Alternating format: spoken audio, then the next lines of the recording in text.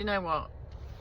This country is like, I don't know, it's a psychological game that you have to play every day.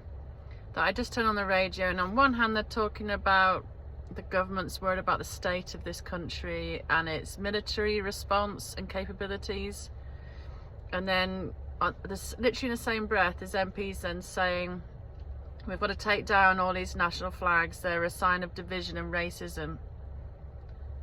They don't seem to tally the two things here. So it's not rocket science. The military is in a state, and it's in a state because of the people who are sat in Parliament. This one in particular, and previous governments. We've had DEI teaching generations for so long that British history is bad, white man's bad, being masculine's bad, you know, patriotism, good Lord, don't go there, you racist. And then they wonder why not many people have been signing up to the military. We've got lawfare against veterans right now under Labour, literally attacking people for having put their lives down to do their duty and do their job. And then you have net zero, which is literally destroying all of our capabilities to protect ourselves, build anything, and have any resemblance of a functioning military. So we used to be known for what we produced, steel wise, for the military. Our military used to be world beating, and yet here we are just within a couple of generations on our knees. And when you go back to people like Yuri Bezmenov, an ex-KGB operative, who said in the 80s, over the next few years it's not going to be about military warfare, it's going to be psychological demoralization. That's how you're going to destabilize nations.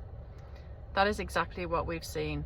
The British people have been demoralized so badly, and we've had jobs for anybody other than white people, you know, only for this candidate, that candidate, not for the mass majority of people in this country. We've made people feel so bad who, you know, it's no surprise, is it, that people don't want to put their lives down for this country, especially then when you see that you might get pulled into court when you're in your 70s and 80s for something you may have done at the behest of your government.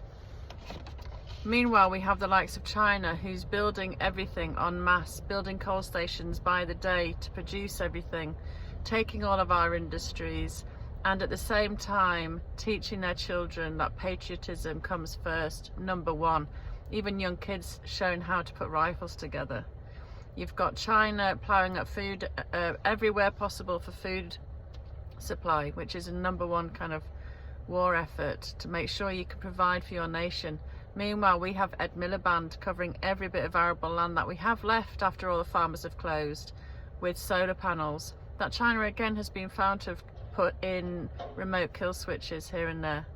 We are sitting ducks, we are utter idiots, and we are in this state because of those people in Parliament, and we need a government who understands all of these things, can join the dots and turns everything on its head. Only then will we start to recover.